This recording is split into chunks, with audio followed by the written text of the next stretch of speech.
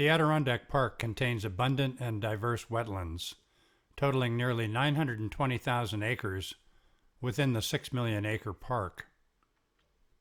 Humans or beavers have impacted and altered many of these wetlands, but unlike the rest of the country, Adirondack wetlands have not been channeled or drained and remain remarkably intact.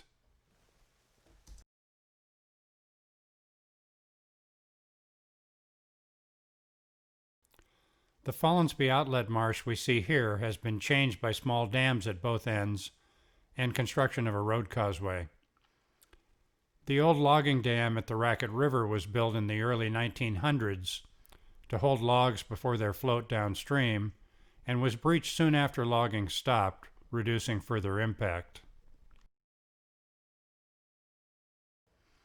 This wetland occasionally floods during peak spring runoff on the Racket River near the breached dam, resulting in water flowing upstream through this outlet marsh and into Fallensby Pond. The low dam at Fallensby Pond and road causeway probably reduced siltation of the marsh downstream. Fallensby Pond is a famous gem of the Adirondacks and site of Ralph Waldo Emerson and Louis Agassiz's 1858 Philosopher's Camp. That several-week-long camping trip to idyllic Fallensby Pond is widely regarded as the beginning of land and water conservation in America. The philosophers' group paddled the Racket River and Fallensby Outlook Brook to reach their campsite on Fallensby Pond after an epic journey by train, stage, wagon, and canoe.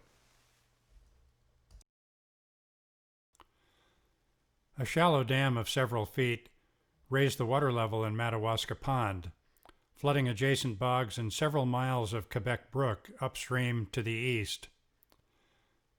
The dam was built for unknown reasons in the early 1900s, perhaps to store logs before they're run downstream to a mill, and as a popular site for birding and canoeing in a boreal landscape.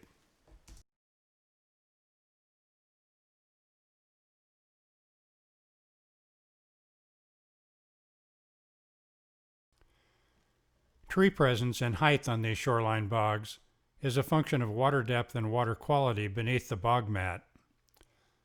The shallower and less acidic the water, the taller the trees.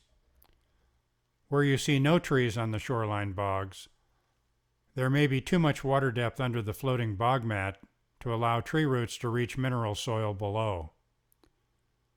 Tall trees may indicate grounded portions of the bog or trees growing on glacial deposits.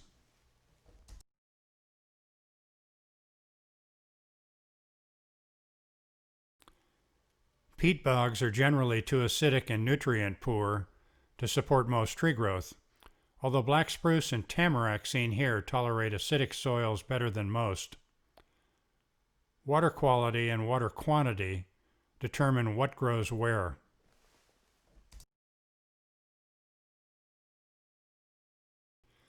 A 100 years ago, water levels seen here would have been 2 feet or more lower, and this landscape would have included a smaller stream channel running through a series of bogs and wetlands down to Madawaska Pond.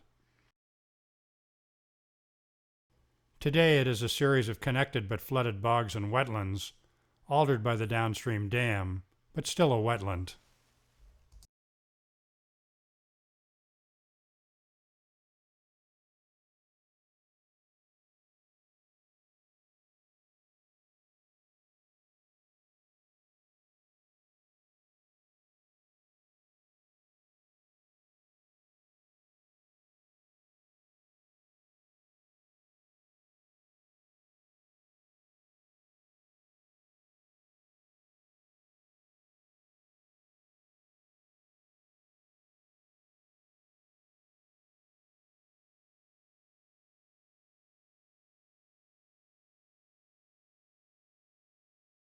Note the lovely non-peat narrow stream channel connecting peatlands and wetlands upstream to the flooded peatlands of Madawaska Pond below.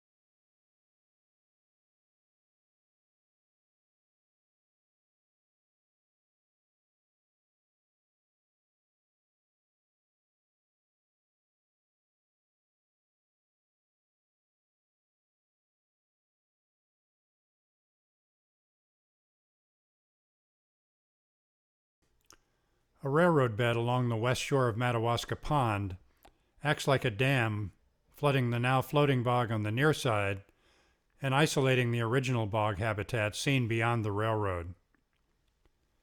This is a good before and after illustration of the effects human or beaver disturbance can have on a wetland.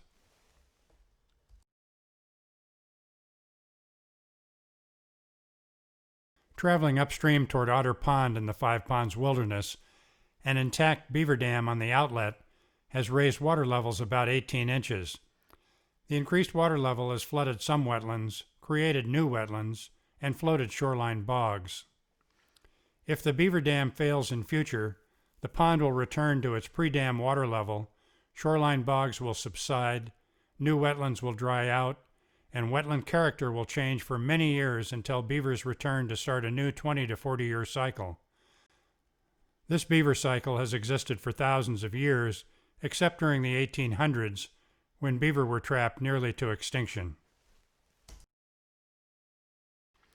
Sediment deposited by the inlet stream creates a wetland delta, leading to the development of peat and an expanding floating bog mat. Over a very long period, it is possible Otter Pond may be covered with a floating mat.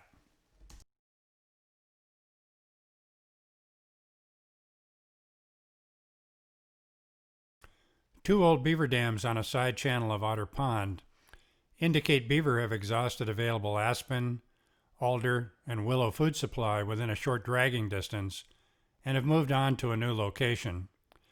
The main dam may suffer the same fate in the near future.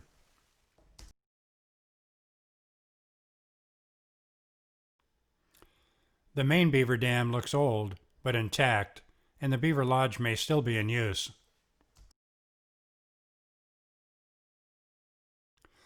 This forested wetland and bog is impacted by 3 beaver dams in a chain. The first dam floods the middle of the bog where terrain narrows, and the second and third dams control water levels where the wetland ends at the heavily treed outlet.